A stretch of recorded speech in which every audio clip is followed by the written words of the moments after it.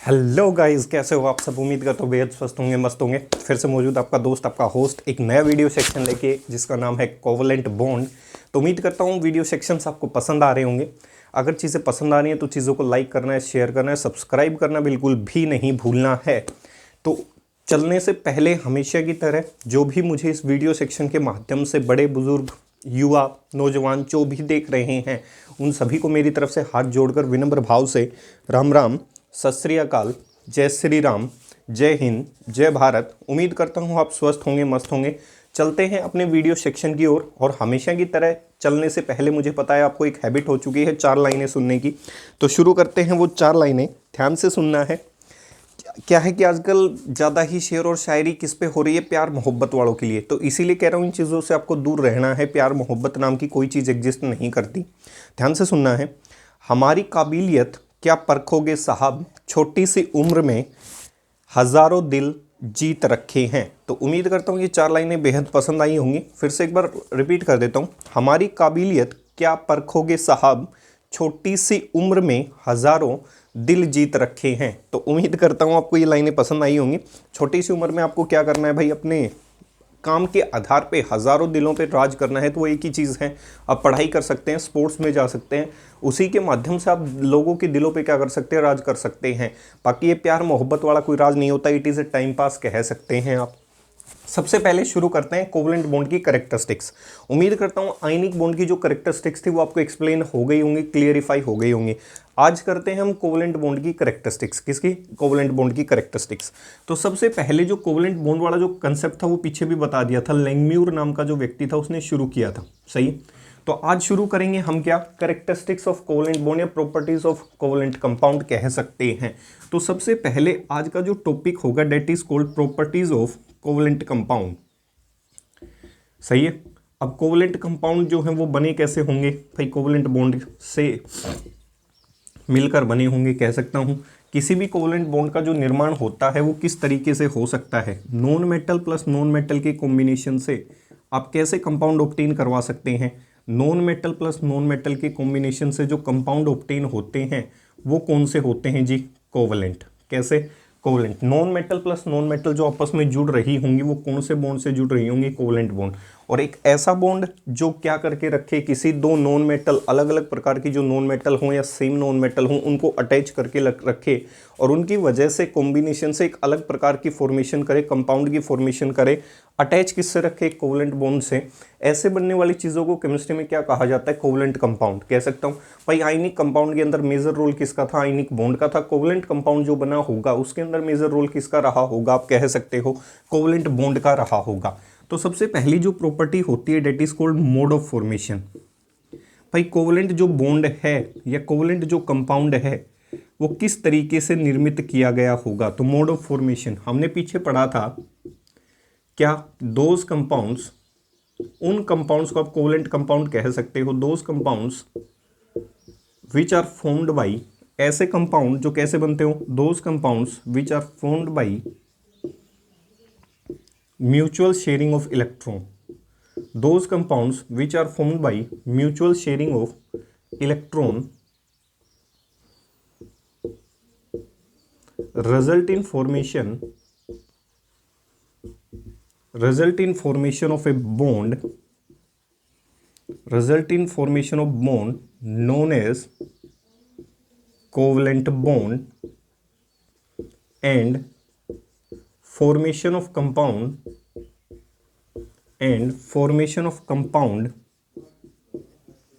known as covalent compound. भाई एक ऐसा बॉन्ड जो म्यूचुअल शेयरिंग ऑफ इलेक्ट्रॉन से बना होगा वो तो कोवलेंट बॉन्ड रहा होगा। और उस कोवलेंट बॉन्ड की वजह से जो कंपाउंड्स बने होंगे उन कंपाउंड्स को केमिस्ट्री में आप कैसे कंपाउंड कह सकते हो, कोवलेंट कंपाउंड कह सकते हो। तो आपसे कोई क्वेश्चन पूछे कि कोवलेंट कंपाउंड जो है उनके बनने की जो विधि है वो क्या रही होगी, तो आप सीधा कह सकते हो भाई mutual sharing of electron. Electron को अगर किसी के साथ वो शेयर कर लेता है तो वो निर्मित कर सकता है किसका, एक कोवलेंट कंपाउंड का निर्माण कर सकता है। उदाहरण के लिए फॉर एग्जाम्पल फॉर्मेशन ऑफ, पीछे लुईस डॉट स्ट्रक्चर करवाई थी भाई, फॉर्मेशन ऑफ H2 मॉलिक्यूल कह सकता हूं। एक डॉट मान लेता हूं, दूसरा क्या मान लेता हूं, क्रॉस। दोनों एक दूसरे के साथ क्या कर जाएं, कंबाइन कर जाएं और एक कंपाउंड की फॉर्मेशन कर दे, कह सकता हूँ। ठीक है, ऐसे ही हमने पढ़ा था क्या, मीथेन, याद होगा CH4। ऐसे ही हमने क्या पढ़ा था, मीथेन पढ़ा था, इथेन पढ़ा था, इथेनोइक एसिड पढ़ा था, इथेनॉल पढ़ा था। तो पीछे जितनी भी हमने लुईस डॉट स्ट्रक्चर पढ़ी थी ऑर्गेनिक कंपाउंड की, तो कह सकता हूँ वो किससे अटैच रहे होंगे, कोवलेंट बॉन्ड से अटैच रहे होंगे। किसी को ध्यान हो तो हमने पीछे क्वेश्चन किया था किसका, भाई इथेन का क्वेश्चन किया था, और उसके अंदर मैंने आपको नंबर ऑफ कोवलेंट बॉन्ड क्या करके दिखाए थे, कैलकुलेट करके दिखाए थे। अब पीछे की वीडियो सेक्शन में जाके देख सकते हैं। तो ऐसे कंपाउंड जो कोवलेंट बॉन्ड से जुड़े हों, उन कंपाउंड्स को आप केमिस्ट्री में क्या कह सकते हो, कैसे कंपाउंड कह सकते हो, कोवलेंट कंपाउंड कह सकते हो। एक बार मीथेन की फॉर्मेशन फिर से दिखा देता हूँ ताकि आपको चीज़ें रिकॉल हो जाएं कि मैंने पीछे के जो वीडियो सेक्शंस डाले थे उसमें क्या करवाया था। देखो ध्यान से, मीथेन जो है वो एक प्रकार का कह सकता हूँ ऐसे कंपोनेंट रहा होगा, सही है। अब इसको मुझे क्या करना है, दिखाना है। तो कैसे दिखा सकता हूँ इसको, भाई ये कार्बन के 4 वैलेंस इलेक्ट्रॉन, मैंने कहा था बॉन्ड को हटा देना और उनके इलेक्ट्रॉन उनको वापस करना शुरू कर देना, याद होगा ट्रिक सिखाई थी, सही है। ये हाइड्रोजन रहे होंगे, ये हाइड्रोजन, ये हाइड्रोजन, ये क्या रहा होगा, हाइड्रोजन। हाइड्रोजन डबलेट पूरी करता है, कार्बन क्या कंप्लीट करता है, ऑक्टेट पूरी करता है। तो इस आधार पे आप क्या दिखा सकते हो, म्यूचुअल शेयरिंग ऑफ इलेक्ट्रॉन दिखा सकते हो, जिसके आधार पे आपका कैसा बॉन्ड की फॉर्मेशन हो सकती है, कोवलेंट बॉन्ड की फॉर्मेशन हो सकती है। तो कह सकता हूँ यहाँ तक ये चीज़ें क्लियर हो गई होंगी, किसकी फॉर्मेशन हो सकती है, कोवलेंट बॉन्ड की फॉर्मेशन हो सकती है। तो इनके बीच में जो बॉन्ड बने होंगे वो सारे के सारे कैसे रहे होंगे, कोवलेंट रहे होंगे। एक नॉन मेटल और नॉन मेटल के बीच में कोवलेंट बॉन्ड होते हैं और उनसे बनने वाले कंपाउंड को कोवलेंट कंपाउंड के नाम से जाना जाता है। तो पहली कैरेक्टरिस्टिक्स होती है कोवलेंट कंपाउंड की, that is called mode of formation. उनको आप बना कैसे सकते हैं। दूसरी जो इम्पोर्टेंट चीज़ आती है इसके अंदर वो आता है कंपैरिजन। पीछे हमने पढ़ा था सोल्यूबिलिटी, सही है। आयनिक कंपाउंड की जो सोल्यूबिलिटी है वो पोलर सोलवेंट के अंदर ज़्यादा पाई गई थी। जैसे पीछे बढ़ाया था कि आयन डाइपोल अट्रैक्शन होती हैं, चार्जेस आ जाते हैं जिसकी वजह से आयन हो जाती है फ्रॉम आयनिक कंपाउंड और डाइपोल जनरेट हो जाते हैं फ्रॉम पोलर सोलवेंट। अब यहाँ से बात की जाए तो वहाँ पोलर सोलवेंट में कोई चीज़ सोल्यूबल थी, लेकिन यहाँ कैसे सोलवेंट में सोल्यूबल होगी, नॉन पोलर सोलवेंट के अंदर। तो पीछे पढ़ाया था लाइक डिजोल्व लाइक, जो जैसा है वो वैसे में ही घुलनशील होना पसंद करेगा। Most of the covalent compounds are soluble in non-polar solvent,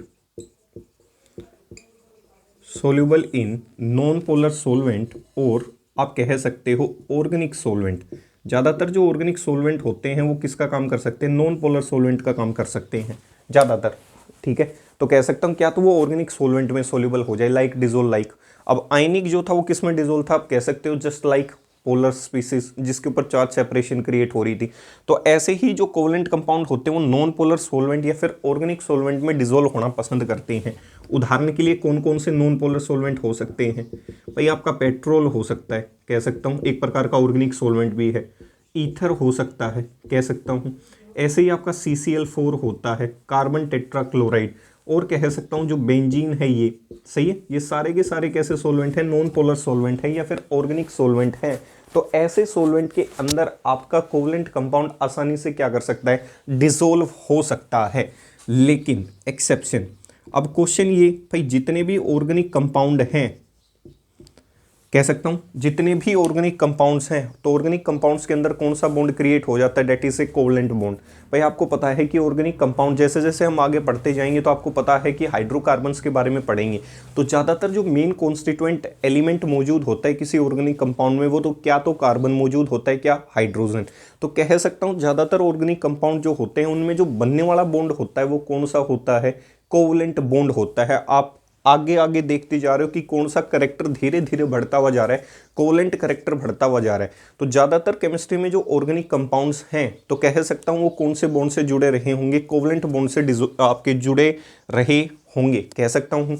अब क्वेश्चन ये कि अगर वो चीज़ कोवलेंट बॉन्ड से जुड़ी है तो उसको सोल्यूबल किस में होना चाहिए था, according to the concept non polar solvent में क्या होना चाहिए था, सोल्यूबल होना चाहिए था, या फिर ऑर्गेनिक सोलवेंट में डिजोल्व होना चाहिए था। क्यों, क्योंकि लाइक डिजोल्व लाइक, भाई ऑर्गेनिक का कंपाउंड ऑर्गेनिक में डिजोल्व होगा, कह सकता हूँ। तो इसके आधार पे ये क्या करना चाहिए था, उसमें सोल्यूबल होना चाहिए था। लेकिन कुछ एक अपवाद हैं, एक्सेप्शन हैं। जैसे आप अल्कोहल को देखते हो, शराब, भाई आप जो घर पे शराब लेते हैं आपने देखा होगा कि वो क्या है कि पानी के अंदर डिजोल्व हो जाती है। तो सभी ने देखा होगा, कॉमन ऑब्जर्वेशन बता रहा हूँ, रट्टा मारने की आवश्यकता नहीं है। तो आपने देखा होगा जो शराब है वो पानी में डिजोल्व हो जाती है, सही है। It is a organic compound. आपका जो ग्लूकोज है it is also a organic compound. Glucose भी किसमें सोल्यूबल हो जाता है, पानी के अंदर। यूरिया देखा होगा, कह सकता हूँ। तो भाई जितनी भी आपकी कार्बोक्सिलिक एसिड देखी होंगी, अल्कोहल देखे होंगे, तो वो पानी में क्या कर जाते हैं, डिजोल्व हो जाते हैं। तो कई बार क्वेश्चन ये पूछ लेता है कि पानी के अंदर डिजोल्व क्यों हुए, तो उसका रीजन सुनो भाई। एक्सेप्शन क्या है, there are certain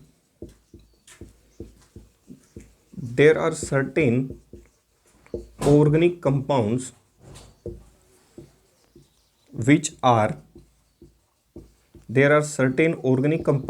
which are soluble in water due to special force of attraction। कोई स्पेशल फोर्स ऑफ अट्रैक्शन उनके बीच में हो जाती है, सही है। तो वो ज्यादातर जो स्पेशल फोर्स ऑफ अट्रैक्शन होती है डेट इज हाइड्रोजन बॉन्डिंग। वो जो स्पेशल फोर्स इनके बीच में एग्जिस्ट करती है वो क्या होती है, एक हाइड्रोजन बॉन्ड होता है। ध्यान से सुनना है कैसे। हाइड्रोजन बॉन्ड की बात करें तो आपकी जो हाइड्रोजन बॉन्डिंग होती है वो किन किन स्पीसीज के बीच में एग्जिस्ट कर सकती है। हाइड्रोजन जो बॉन्डिंग होती है वो किन किन स्पीसीज के बीच में एग्जिस्ट कर सकती है। जब बड़े सेक्शंस में चलेंगे तो इस वीडियो सेक्शन को कंप्लीट ब्रीफ एक्सप्लेनेशन में देंगे कि हाइड्रोजन बॉन्डिंग कितने प्रकार की होती है, इंटर इंट्रा, उनके बारे में बाद में डिस्कस करेंगे। आपको पहले ये पता होना चाहिए हाइड्रोजन बॉन्डिंग, जो आपका पानी होता है वो लिक्विड इसलिए होता है क्योंकि उसमें कौन सी बॉन्डिंग एग्जिस्ट करती है, हाइड्रोजन बॉन्डिंग। हाइड्रोजन बॉन्डिंग के लिए कंडीशन क्या है, जो हाइड्रोजन है वो किसके साथ जुड़ा होना चाहिए, एक मोर इलेक्ट्रोनेगेटिव स्पीसीज के साथ, डेट इज ऑक्सीजन। हाइड्रोजन किसके साथ जुड़ा हो, फ्लोरीन के साथ, या फिर हाइड्रोजन किसके साथ जुड़ा हो, किसके साथ, सॉरी, नाइट्रोजन के साथ। और कुछ एक एक्सेप्शन जो केसेस होते हैं उसमें देखा जाता है कि हाइड्रोजन जो है वो क्लोरीन के साथ भी कई केसेस में हाइड्रोजन बॉन्डिंग बना लेता है। लेकिन ये तीन जो एटम है ये आपको हमेशा देखने को मिलेंगे। अगर ये तीन में से कोई भी एटम अगर हाइड्रोजन के साथ डायरेक्टली अटैच हो जाता है तो उसकी वजह से आप निर्माण कर सकते हैं एक बॉन्ड का, that is called hydrogen bond. और उससे बनने वाली बॉन्डिंग को केमिस्ट्री में हाइड्रोजन बॉन्डिंग कहा जाता है। जैसे दिखाता हूं मैं आपको, आपकी जो अल्कोहल होती हैं, आगे पढ़ेंगे हम जब इनकी नोमेनक्लेचर करेंगे। अल्कोहल का जो फॉर्मूला होता है आपने पढ़ा होगा, उसे जर्नल फॉर्मूले में ROH कहा जाता है। क्या कहा जाता है, ROH। अब देखो आपने जो फॉर्मूला पढ़ा है वो मान लेता हूं R क्या रहा होगा, C2H5, या फिर ऐसे लिख दो C2H5 रहा होगा, ऐसे लिख दो इसको CH3CH2OH कह सकता हूं। भाई R ग्रुप लिख दो या फिर ऐसे लिख दो। मैंने माना कि R ग्रुप में कितने कार्बन की संख्या रही होगी, 2, तो मैं जर्नल से रिप्रेजेंट कर रहा हूं। अब देखो इस अल्कोहल को उठा के आपने किस में डाल दिया, पानी के अंदर। जैसे ही इस अल्कोहल को उठा के आपने पानी में डाला होगा, R ग्रुप आप ये लिख सकते हो पीछे, इट इज इथेनॉल। किसका फॉर्मूला होता है, इथेनॉल का। जर्नल फॉर्मूला होता है अल्कोहल का ROH। क्या होता है, ROH। तो जर्नल से ही आंसर कैलकुलेट कर देता हूं। बाकी R की संख्या कितनी भी हो सकती है, 1 कार्बन, 2 कार्बन, 3, 4, 5, 6, लगभग 6 कार्बन तक जो अल्कोहल है वो पानी में सोल्यूबल होता है। यहाँ कितने कार्बन की संख्या एग्जिस्ट कर सकती है सोल्यूबिलिटी के आधार पे, 6 कार्बन की। फिर धीरे धीरे R ग्रुप जो होता है वो हाइड्रोफोबिक पार्ट होता है। हाइड्रोफोबिक मतलब जो पानी को रिपेल करना शुरू कर देता है। वो बाद की बातें हैं हायर सेक्शंस की। तो फिलहाल ये देखना है आपकी ये अल्कोहल रही होगी, इसको उठा के आपने किस में डाल दिया, पानी के अंदर। जैसे ही आपने पानी के अंदर डाला होगा, ये रहा वाटर। वाटर ने किसके साथ बॉन्ड बना लिया, ऑक्सीजन के साथ। और ऊपर वाली कंडीशन के अनुसार हाइड्रोजन और ऑक्सीजन के बीच में जो बॉन्ड बन सकता है वो स्पेशल फोर्स ऑफ अट्रैक्शन क्या रही होगी, हाइड्रोजन बॉन्डिंग। ऐसे ही कह सकता हूँ फिर से क्या मौजूद रही होगी, अल्कोहल कह सकता हूँ। ऐसे ही ये रिएक्शन कहाँ चली होगी भाई, पीछे भी चली होगी, कह सकता हूँ।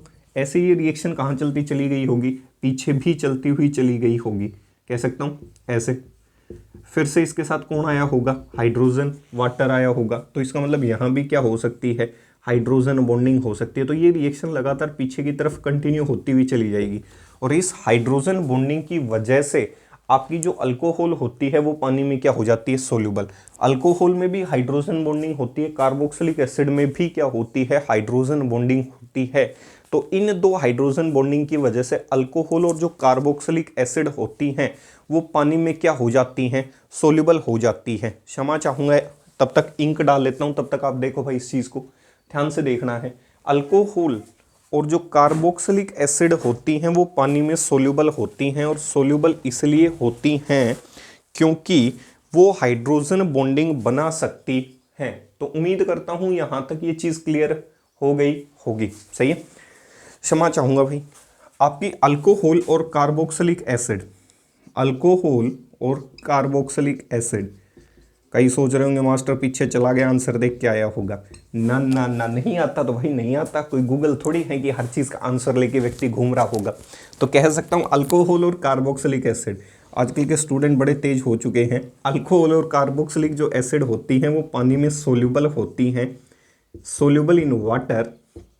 छोटा सा रीज़न लिखना है, ड्यू टू हाइड्रोजन बॉन्डिंग। मैं भी आप ही की तरह एक स्टूडेंट हूँ, सीख रहा हूँ, सीखने की कोशिश, सिखा रहा हूँ, सीखने की कोशिश कर रहा हूँ आपसे। तो उम्मीद करता हूँ यहाँ तक ये चीज़ आपको क्या हो चुकी होगी, क्लियर हो चुकी होगी। तो अल्कोहल और जो कार्बोक्सिलिक एसिड होते हैं वो पानी में आसानी से क्या कर सकते हैं, डिजोल्व हो सकते हैं due to reason of hydrogen bonding, ठीक है। वरना जर्नली जो कंसेप्ट आया था लाइक डिजोल्व लाइक का, उसके आधार पे आप आसानी से कह सकते हैं जिसकी सोल्यूबिलिटी जिस जैसी रही होगी, जो जिस जैसा दिख रहा होगा, तो उनकी सोल्यूबिलिटी को निकालने के लिए वही पैमाने लगे होंगे। तो आयनिक कंपाउंड की सोल्यूबिलिटी पानी में रही होगी, कोवलेंट कंपाउंड की सोल्यूबिलिटी ऑर्गेनिक सोलवेंट या नॉन पोलर सोलवेंट में रही होगी। कुछ एक अपवाद की बात कर लेते हैं तो पानी में भी डिजोल्व हो जाते हैं due to the reason of hydrogen bonding. उम्मीद करता हूँ यहाँ तक ये चीज़ क्लियर हो गई होगी। फिर से हंसाने के लिए, गुदगुदाने के लिए 4 लाइनें फिर से प्यार मोहब्बत वालों के लिए ध्यान से सुनना है। अब की बार बड़ी अच्छी शायरी है प्यार मोहब्बत वालों के लिए। हर बार क्या है कि उनको बेचारों को बदनाम कर दिया जाता है, तो अब की बार उनको क्या है मशहूर कर देते हैं 4 लाइनों के साथ। लोग पूछते हैं कि तुम क्यों अपनी मोहब्बत का इजहार नहीं करते। भाई मुझसे नहीं पूछते, मेरे ऊपर ना लेना, ध्यान से सुनना है। लोग पूछते हैं कि तुम क्यों अपनी मोहब्बत का इजहार नहीं करते। हमने कहा जो लफ्ज़ों में बयां हो जाए सिर्फ उतना हम किसी से प्यार नहीं करते। तो उम्मीद करता हूँ ये 4 लाइनें पसंद आई होंगी। अब तो खुश हो जाना चाहिए, खुश हो जाओ, खुश हो जाओ। देखो इधर, तो अब तो कम से कम खुश हो जाना चाहिए प्यार मोहब्बत वालों के लिए कि अब की बार तो उनके लिए भी 4 लाइनें अच्छी सी पेश की गई हैं, ठीक है। ध्यान से सुनना है। अजीब सी दास्तां होती है बेचारे प्यार वालों की भी भाई, ठीक है। ना सोया जाए ना रोया जाए, ना कहा जाए ना सहा जाए, ऐसा बेचारों को दर्द है। तीसरा देखो जी, ध्यान से देखना है। तीसरा पॉइंट क्या कहता है, चलते हैं तीसरे पॉइंट की तरफ। अब इधर बोर्ड की तरफ, पहला क्या था, मोड ऑफ फॉर्मेशन, दूसरा क्या है, सोल्यूबिलिटी, सही है। तीसरा होता है melting and boiling point. Melting and boiling point अच्छा लगेगा आपको।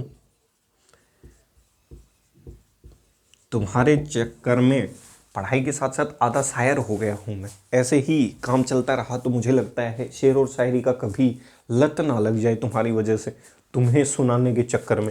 ध्यान से सुनो, melting and boiling point. Melting और बॉइलिंग पॉइंट क्या कहता है, ध्यान से सुनना है। मेल्टिंग और बॉइलिंग पॉइंट जो है वो डिपेंड करता है इंटरमोलिकुलर फोर्स ऑफ अट्रैक्शन पे। मतलब हिंदी में समझाता हूँ। इस मार्कर को देखो ध्यान से। इस मार्कर की अगर बात की जाए तो ये सॉलिड दिख रहा होगा, कह सकता हूँ।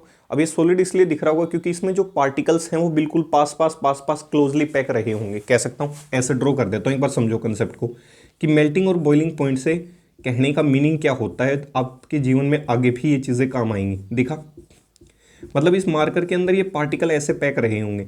अब आपको पता है कि पार्टिकल जितना क्लोजली पैक होगा उतनी ज़्यादा फोर्स ऑफ अट्रैक्शन होगी, सही है। अब उस पार्टिकल को तोड़ने के लिए आपको क्या देनी पड़ेगी, एनर्जी, कह सकता हूँ। तो जितनी फोर्स ऑफ अट्रैक्शन को या इंटरमोलिकुलर फोर्स ऑफ अट्रैक्शन को एनर्जी देनी पड़ेगी, उस इंडिविजुअल स्पीसीज का मेल्टिंग और बॉइलिंग पॉइंट उतना ही क्या होगा, ज़्यादा होगा। इतनी चीज़ क्लियर हो जानी चाहिए भाई। आयनिक बॉन्ड की बात की जाए तो उसमें एक अट्रैक्शन चल रही थी, that is called electrostatic force of attraction. उस अट्रैक्शन को तोड़ने के लिए एनर्जी क्या दी गई, ज़्यादा दी गई। इसीलिए एक आयनिक कंपाउंड जो होते हैं उनका मेल्टिंग बॉइलिंग पॉइंट क्या होता है, ज़्यादा होता है, कह सकता हूँ। कोवलेंट कंपाउंड की अगर बात की जाए तो कोवलेंट जो बॉन्ड होता है वो मजबूत होता है, इसमें दो राय नहीं है कि वो मजबूत नहीं रहा होगा। क्यों? क्योंकि इलेक्ट्रॉन की शेयरिंग करने से बना होगा, कह सकता हूँ। जब इलेक्ट्रॉन शेयर करते हैं तो आप कह सकते हो एटम एक दूसरे के पास पास आ रहे होंगे, ओवरलैप कर रहे होंगे इलेक्ट्रॉन डेंसिटी को, जिसकी वजह से उसकी साइज कम हुई होगी, तो स्ट्रेंथ तो उसकी भी बढ़नी चाहिए। लेकिन आयनिक कंपाउंड के रिस्पेक्ट में जो कोवलेंट कंपाउंड होते हैं उनका मेल्टिंग और बॉइलिंग पॉइंट क्या होता है? कम पाया जाता है, ड्यू टू क्या? Weak intermolecular force of attraction as compare to ionic compound. Ionic compound में strong electrostatic force of attraction होती है, कोवलेंट कंपाउंड में जो इंटरमोलिकुलर फोर्स है, इंटरमोलिकुलर फोर्स मतलब पार्टिकल के बीच की जो फोर्स ऑफ अट्रैक्शन है वो थोड़ी सी कमजोर हो जाती है एज रिस्पेक्ट टू कौन? Ionic compound. तो इनका मेल्टिंग और बॉइलिंग पॉइंट क्या रहा होगा? कम रहा होगा, कह सकता हूं the melting point and boiling point of covalent compound, the melting and boiling point of covalent compound is less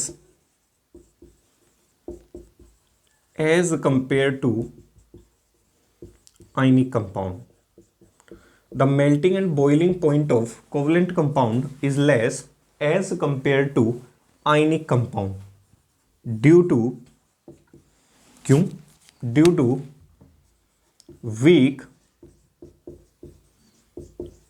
to weak intermolecular force of attraction, due to weak intermolecular force of attraction between the bonded atom। बस इतना सा है भाई, उनके बीच में जो bonded atom, जो atom जुड़े हुए हैं उनके अंदर जो आपकी फोर्स है जो उनको बांध के रख रही है वो क्या पड़ जाती है? कमजोर पड़ जाती है एज कंपेयर टू किसके? आयनिक कंपाउंड के।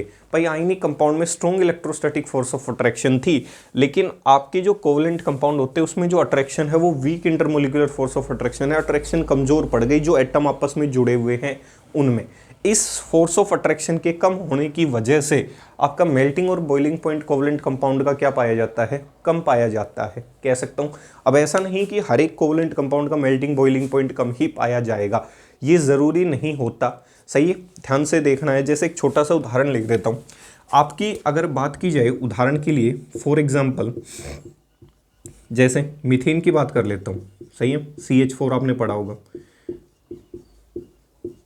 ठीक है। अब देखो मेल्टिंग पॉइंट जो होता है मीथेन का, एक जर्नल डाटा रिप्रेजेंट कर रहा हूं आपके सामने, और जो बॉइलिंग पॉइंट होता है, मेल्टिंग पॉइंट की अगर बात की जाए तो लगभग 90 केल्विन के आसपास होता है, और इसका जो बॉइलिंग पॉइंट होता है वो लगभग 111 केल्विन के पास। इथेनॉल की अगर बात की जाए, इथेनॉल का जो मेल्टिंग पॉइंट होता है वो 156 केल्विन के आसपास होता है, कह सकता हूँ। और यहाँ से इसका जो बॉइलिंग पॉइंट रहा होगा वो 351 या 353 केल्विन के आसपास रहा होगा, कह सकता हूँ। इतनी चीज क्लियर हो गई होगी। तो ऐसा देख सकते हो कि इन डाटा से मैं क्या रिप्रेजेंट करने की कोशिश कर रहा हूँ? मैं रिप्रेजेंट करने की कोशिश कर रहा हूँ कि जो कोवलेंट कंपाउंड होते हैं उनका बॉइलिंग पॉइंट क्या पाया जाता है? कम पाया जाता है, और उनका मेल्टिंग पॉइंट भी क्या पाया जाता है? कम पाया जाता है। अब हर एक कोवलेंट कंपाउंड का मेल्टिंग बॉइलिंग पॉइंट कम हो ये जरूरी नहीं होता, ठीक है। तो इतनी चीजें आपको कम से कम पता होनी चाहिए, कह सकता हूं यहां से। ऐसे ही आपकी एक एसिड होती है, डेट इज एसिटिक एसिड, जिसे आप इथेनोइक एसिड कहते हो। मेल्टिंग पॉइंट की अगर बात की जाए तो कह सकता हूं 256 केल्विन के आसपास होता है। ये जो रहा होगा वो रहा होगा, आप कह सकते हो। तो यहां तक ये चीजें क्या हो चुकी होंगी? क्लियर हो चुकी होंगी, ठीक है भाई। इतना इनके बीच में मेल्टिंग और बॉइलिंग पॉइंट होता है। तो weak intermolecular force of attraction होने की वजह से जो कोवलेंट कंपाउंड होते हैं उनका मेल्टिंग और बॉइलिंग पॉइंट क्या पाया जाता है? कम पाया जाता है। ये डाटा के आधार पे मैंने इंटरप्रेट कर दिया। पीछे वीडियो सेक्शन में आप देख सकते हो जो आयनिक कंपाउंड था उसका बॉइलिंग मेल्टिंग जो पॉइंट था आपका NaCl का मैंने लिखवाया था, आप पीछे जाके देख सकते हो 820 डिग्री सेल्सियस के आसपास कह सकते हो। तो आप देख सकते हो एक आयनिक कंपाउंड में 3 डायमेंशनल स्ट्रक्चर वैसे है, और 3 डायमेंशनल स्ट्रक्चर के साथ साथ आपकी इलेक्ट्रोस्टैटिक फोर्स ऑफ अट्रैक्शन है। तो ये दोनों ही चीज़ें उसे प्रिडोमिनेट फेवर करती हैं बॉइलिंग पॉइंट को या मेल्टिंग पॉइंट को बढ़ाने में। लेकिन कोवलेंट कंपाउंड में ऐसा झंझट नहीं है। इतनी चीज़ क्लियर हो गई, आगे चलते हैं। 3 पॉइंट बेहद आसानी से क्लियर हो गए होंगे, ठीक है। चौथा क्वेश्चन आता है, शकल सूरत कैसी रही होगी? फिजिकल स्टेट करवाना तो चाहिए था भाई इनिशियल फेज में, ध्यान जब भी आप लिखें तो सबसे पहले उसकी फिजिकल स्टेट लिखें, ठीक है। फिजिकल स्टेट मतलब उसकी शकल सूरत कैसे रही होगी। जैसे आज का दौर की बात कर लेते हैं, लोग शकल सूरत देख के प्यार मोहब्बत कर रहे हैं, सही है, कि भाई कैसा दिखने में है, कैसा क्या है, चाहिए उसके जेब में कुछ भी ना हो। आजकल का जो सस्ता प्यार मोहब्बत है वो यही चल रहा है। हम जिएंगे तेरे साथ, मरेंगे तेरे साथ, लास्ट में भाई मरना ही है, कभी नहीं कहते जिएंगे, क्योंकि जीने के लिए मेहनत करनी पड़ती है मेरे दोस्त। देखो जी, फिजिकल स्टेट की अगर बात की जाए तो फिजिकल स्टेट में क्या देखा गया है, आपकी जो कोवलेंट कंपाउंड होते हैं वो तीनों स्टेट के अंदर एग्जिस्ट कर सकते हैं। कोवलेंट कंपाउंड्स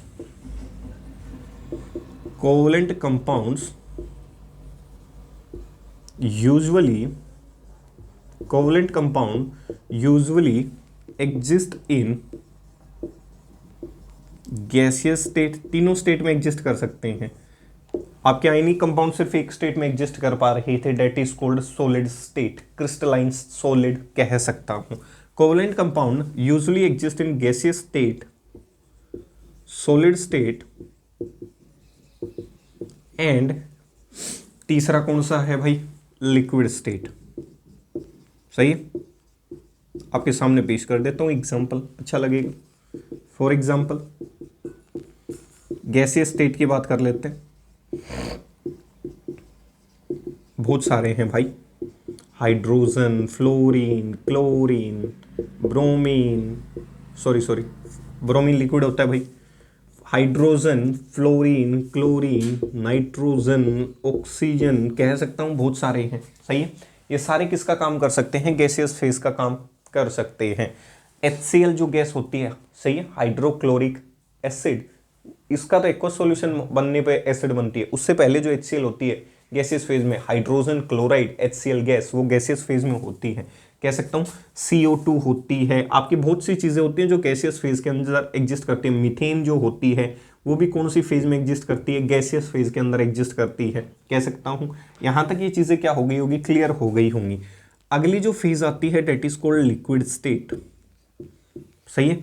लिक्विड स्टेट के अंदर आगे जब मेटल नॉन मेटल चैप्टर करेंगे तो वहां सेपरेट पढ़ाएंगे।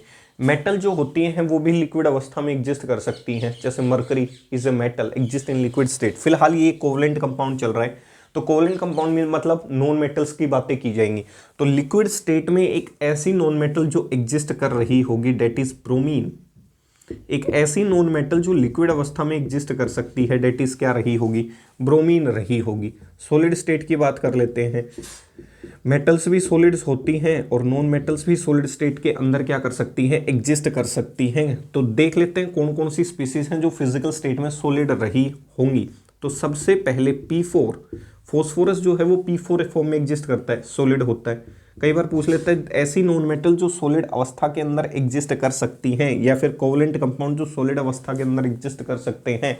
तो P4, I2, S8 कह सकता हूं। ये सारे के सारे क्या हैं, नॉन मेटल हैं, और कौन सी अवस्था में एग्जिस्ट करना पसंद करते हैं, सॉलिड अवस्था के अंदर एग्जिस्ट करना पसंद करते हैं। कह सकता हूं भाई P4 रहा होगा, I2 रहा होगा, S8 रहा होगा, ठीक है। और भी सॉलिड अवस्था में बहुत सी सारी चीज़ें होती हैं, डायमंड भी होता है, कह सकता हूँ। ऐसे ही आप कह सकते हो ग्रेफाइट भी होता है, ठीक है। तो उम्मीद करता हूँ यहाँ तक gaseous state, liquid state, solid state वाले जो क्वेश्चंस हैं वो आपको समझ में आ गए होंगे कि कोवलेंट कंपाउंड तीनों अवस्थाओं के अंदर क्या कर सकता है, एग्जिस्ट कर सकता है। लास्ट नॉट द लीस्ट जो टॉप पॉइंट है इसके अंदर वो है इसकी रिएक्शंस के ऊपर। आपने पढ़ा था जो आयनिक कंपाउंड्स होते हैं वो सॉल्यूशन में आयंस के फॉर्म में एग्जिस्ट करते हैं, इसीलिए उनकी रिएक्शन बहुत ज़्यादा फास्ट थी। इनकी जो रिएक्शंस हैं उनको ध्यान से देखना है। उन रिएक्शंस को करवाने से पहले आपको बॉन्ड को क्या करना पड़ेगा, तोड़ना पड़ेगा, क्लीव करना पड़ेगा। You have to cleave the bond, cleave मतलब टू ब्रेक द बॉन्ड। पहले बॉन्ड तोड़ोगे फिर सामने वाला आके क्या करेगा, अटैच होगा, कह सकता हूं। तो पहले इतना काम करना पड़ेगा, तो इसीलिए इनकी रिएक्शंस क्या होती हैं, स्लो होती हैं एज कंपेयर टू कौन, आयनिक कंपाउंड। तो कह सकता हूं नेचर ऑफ रिएक्शन, पांचवा पॉइंट जो भी है नेचर ऑफ रिएक्शन। आरएक्शन का मतलब होता है reaction. The reaction of covalent compound is generally slow in nature. The reaction of covalent compound is generally slow in nature. That is of molecular type reaction. कैसे प्रकार की मोलिकुलर टाइप रिएक्शन होती हैं, और मतलब मॉलिक्यूल्स पार्टिसिपेट करते हैं भाई। अब क्वेश्चन ये, मॉलिक्यूल जब पार्टिसिपेट करेंगे तो पुराने बॉन्ड तोड़ोगे तभी जाके क्या बनेंगे, नए बॉन्ड। मतलब reactant is converted into product. अब रिएक्टेंट प्रोडक्ट में इतनी आसानी से कन्वर्ट नहीं होता। ये रिएक्टेंट है, अब मान लेता हूँ इसको किस में कन्वर्ट करना है, इस प्रोडक्ट के अंदर कन्वर्ट करना है। तो रिएक्टेंट को प्रोडक्ट में कन्वर्ट करने के लिए इन रिएक्टेंट्स के बीच में जो किसी समय बॉन्ड हुआ करते थे उनको तोड़ना पड़ेगा, तब जाके रिएक्टेंट किस में कन्वर्ट होगा, प्रोडक्ट के अंदर। तो पुराने बॉन्ड अगर मजबूत हैं तो तोड़ने में वक्त ज़्यादा लगेगा, और जितना ज़्यादा वक्त लगेगा रिएक्शन उतनी ही क्या हो जाएगी, स्लो हो जाएगी। तो ऐसे रिएक्शंस को केमिस्ट्री में आप कह सकते हो मोलिकुलर टाइप रिएक्शन कह सकता हूँ। तो the reaction of covalent compound is generally slow in nature, that is of molecular type reaction. उदाहरण के लिए CH4 प्लस Cl2, ठीक है। ऊपर डाल देता हूँ डिफ्यूज सनलाइट। इसका मैकेनिज्म जब आप बड़ी क्लासेस में चलेंगे तब पढ़ाएंगे। इस मैकेनिज्म को फ्री रेडिकल मैकेनिज्म कहा जाता है। कौन से मैकेनिज्म से उत्तर ऑब्टेन होता है, फ्री रेडिकल मैकेनिज्म से। अब देखो करना क्या है, आपने देखा कि ये CH4 ऐसे है और 2 क्लोरीन आपको दिख रही हैं, तो करना कुछ नहीं है, ये एक प्रकार की सब्स्टिट्यूशन रिएक्शन है। कैसी रिएक्शन है, सब्स्टिट्यूशन रिएक्शन। सब्स्टिट्यूशन आप वॉलीबॉल खेलते होंगे या क्रिकेट देखते होंगे, तो सब्स्टिट्यूट का मतलब होता है एक का अंदर आना और उसके बदले में किसी दूसरे का बाहर जाना, बिना पूरे मॉलिक्यूल को डिस्टर्ब किए हुए। मॉलिक्यूल को डिस्टर्बेंस नहीं होनी चाहिए, और उस दौरान आने और जाने की जो विधि है, उस दौरान जो एक्सचेंज ऑफ एटम या ग्रुप हो रहे हैं विदाउट इफेक्टिंग, आप क्या कह सकते हो, पूरा जो मॉलिक्यूल है उसको इफेक्ट नहीं होना चाहिए किसी भी प्रकार का एक्सचेंज के दौरान। तो ऐसे रिएक्शंस को आप सब्स्टिट्यूशन रिएक्शंस कह सकते हैं, या फिर रिप्लेसमेंट रिएक्शन भी कह सकते हैं। तो आपसे कोई पूछे ये जो ऊपर एग्जाम्पल लिखा है ये किसका एग्जाम्पल हो सकता है, तो आप कहेंगे सब्स्टिट्यूशन रिएक्शन का एग्जाम्पल हो सकता है, या रिप्लेसमेंट रिएक्शन का अच्छा एग्जाम्पल हो सकता है। सब्स्टिट्यूशन मतलब इसको हटा के बदले में एक क्लोरीन जोड़ देता हूँ, तो इसका जो प्रोडक्ट बना होगा वो ये बना होगा CH3Cl प्लस क्या बना होगा, HCl। दूसरा, कई बार क्या करता है, आपने बुक्स में देखा होगा, ऐसे लिख देता है और बहुत सारे प्रोडक्ट बना देता है, तो उसके नीचे लिखता है एक्सेस। एक्सेस का मतलब होता है क्लोरीन की मात्रा अधिक ली गई है, और क्लोरीन जब तक सब्स्टिट्यूशन दिखाता रहेगा, जब तक उसको हाइड्रोजन दिख रहे हैं, जब तक सारे हाइड्रोजन वो हटा नहीं देता, तब तक क्लोरीन रुकता हुआ नजर नहीं आएगा। ये बड़े क्लासेस में सिखाया जाएगा कि फ्री रेडिकल मैकेनिज्म इस रिएक्शन को इनिशिएट करती है। अब देखो, जैसे ही ये क्लोरीन जुड़ेगा तो पहला जो प्रोडक्ट बना होगा वो CH3Cl। अब ये जो प्रोडक्ट बना है, जैसे इस यहाँ दिखा देता हूँ, तो ये बना होगा CH3Cl प्लस HCl, कह सकता हूँ स्टेप फर्स्ट। फिर से क्लोरीन ने अटैक किया होगा किसके ऊपर, अब इसके ऊपर। इसका मतलब जब इसके ऊपर अटैक हुआ होगा तो वापस क्लोरीन जब इस पर अटैक करेगा तो एक क्लोरीन यहाँ जुड़ जाएगा, हाइड्रोजन क्या हो जाए बाहर, तो प्रोडक्ट बना होगा CH2Cl2। यहाँ अगर ये जुड़ा होगा तो इसने प्रोडक्ट बनाया CH2Cl2 प्लस HCl। अब क्लोरीन एक्सेस में है, फिर से इसके ऊपर अटैक कर दे, स्टेप नंबर 2। जब इसके ऊपर मैकेनिज्म दिखा रहा हूँ साथ साथ, ताकि आपको ये क्लियर हो जाएगी मैंने ये उत्तर क्यों बनाए हैं। अब इसके ऊपर फिर से क्लोरीन अटैक कर दे, जैसे ही क्लोरीन फिर से अटैक करेगा CHCl3 प्लस क्या बनेगा, HCl। तो ऐसे आपकी बुक्स में लिख रखा है CHCl3 प्लस HCl। अब इसके ऊपर जो CHCl3 बना है, स्टेप नंबर 3, अब आपका जो CHCl3 बना है इसके ऊपर फिर से कौन अटैक कर दे, क्लोरीन। अब जैसे ही क्लोरीन फिर से अटैक करेगा, प्रोडक्ट बन जाएगा CCl4 प्लस क्या, HCl। तो लास्ट जो प्रोडक्ट बनता है डेट इज CCl4। इसे कार्बन टेट्राक्लोराइड कहा जाता है। इंपॉर्टेंट है भाई ये कार्बन टेट्राक्लोराइड, और ये एक नॉन पोलर स्पीसीज है, सही है। कई बार पूछ लेता है एक ऐसा ऑर्गेनिक कंपाउंड बताएं जो नॉन पोलर अवस्था के अंदर एग्जिस्ट कर सकता है, तो आप इसको ध्यान रख सकते हैं। नॉन पोलर ऑर्गेनिक कंपाउंड जो नॉन पोलर अवस्था में एग्जिस्ट करता है CCl4, इसे केमिस्ट्री की भाषा में क्लोरोफॉर्म कहा जाता है, सही है। मूवी देखी होगी, देखते हो ना, किडनैप कर लेते किसी को क्लोरोफॉर्म सुंघाकर, या फिर आपने मूवी देखी होगी, कॉमेडी मूवी दे दनादन मूवी देखी होगी, अक्षय कुमार की मूवी है और उसके अंदर एक हीरो और है। और जॉनी लीवर देखा होगा आपने, तो जॉनी लीवर क्या करता है, कमरे के अंदर किसी को किडनैप करने के लिए आता है, तो जो भी आता है उसको क्लोरोफॉर्म सुंघा सुंघा के क्या कर देता है, बेहोश कर देता है। तो वहाँ जाके आप देख सकते हो कि क्लोरोफॉर्म होता कैसा है, लिक्विड होता है। सही है भाई, ऐसा कौन से फॉर्म में मिलेगा, लिक्विड फॉर्म के अंदर मिलता हुआ नजर आएगा। तो आज का जो वीडियो सेक्शन था वो बस इतना ही था। उम्मीद करता हूँ अच्छा लगा होगा, पसंद भी आया होगा। कुछ समय से ऑब्जर्वेशन देखने में ये आई है कि आप चीज़ों को आगे फॉरवर्ड करने में कंजूसी दिखा रहे हैं। भाई ऐसा कृपया करके ना करें, ये मेहनत आपके लिए ही की जा रही है। कुछ लोग क्या होते हैं, अजीब प्रकार की मानसिकता के से भ्रमित होते हैं, उनको एक प्रकार का रोग होता है कि ये चीज़ें आगे सेंड करने से कहीं इंडिविजुअल व्यक्ति फेमस ना हो जाए। भाई इससे किसी का भला हो जाए, इसीलिए चीज़ें चलाई गई हैं। ठीक है, फेमस होना नहीं होना वो रब के हाथ में होता है, खुदा के हाथ में होता है। जिस दिन जो होगा वो वही डिसाइड करेगा, आप डिसाइड नहीं कर सकते। तो चीज़ों को कम से कम आगे पहुंचाने में कंजूसी ना करें। ठीक है, इससे आपका भी फ़ायदा होगा, किसी और का भी फ़ायदा होगा। और जिस दिन व्यक्ति को फेमस होना है उस दिन ऊपर वाले की रहम और करम के आधार पे ही व्यक्ति फेमस हो सकता है। जब तक उसने आपकी डेस्टिनी में नहीं लिख रखा, आप कितनी भी मेहनत करते रहें, कुछ भी करते रहें, जिस दिन मेहरबान होंगे खुदा, उसी दिन आप जीवन में आगे प्रगति कर सकते हो। मेरा तो ये मानना है भाई, I strongly believe in God, कि उन्हीं की वजह से मैं यहाँ तक इस प्लेटफॉर्म तक पहुँचा हूँ। वरना इससे पहले भी बहुत सारे प्लेटफॉर्म थे, आप कह सकते हो। तो उस समय ये चीज़ें दिमाग में क्लिक क्यों नहीं हुई, तो कहीं ना कहीं हो सकता है खुदा का रोल रहा हो कि मुझे उस चीज़ के लिए बख्शीश मिली हो कि भाई मैं कम से कम थोड़ा बहुत किसी का भला कर सकूं। तो उम्मीद करता हूं आप इस चीज़ों को समझेंगे और चीज़ों को आगे पहुंचाने की कोशिश करेंगे। शुरू करते हैं। 4 लाइनें फिर से ध्यान से सुनना है। वो रोए तो मगर, ये प्यार मोहब्बत वालों के लिए बड़ी ही गम भरी शायरी है, संभाल लेना आप। उम्मीद करता हूँ संभाल लेंगे। वो रोए तो मगर मुझसे मुंह मोड़ कर रोए। फिर से एक बार रिपीट कर देता हूँ ध्यान से। क्या है भाई, टिपिकल वर्ड्स होते हैं प्रेम मोहब्बत वालों के भी। वो रोए तो मगर मुझसे मुंह मोड़ कर रोए, कोई मजबूरी होगी जो दिल तोड़ कर रोए, मेरे सामने कर दिए मेरी तस्वीर के टुकड़े, मेरे बाद वो उन्हें जोड़ जोड़ कर रोए। तो हो सकता है भाई गहरा प्रेम रहा हो। तो उम्मीद करता हूँ ये 4 लाइनें पसंद आई होंगी। जब तस्वीर को जोड़ना ही था तो तोड़ा क्यों, यही तो कहता हूँ प्यार अंधा होता है। तो मिलते हैं अगले वीडियो सेक्शन में उसी एनर्जी के साथ, उसी जोश के साथ। आपका दोस्त, आपका होस्ट सोनू चौधरी। जय हिंद, जय भारत।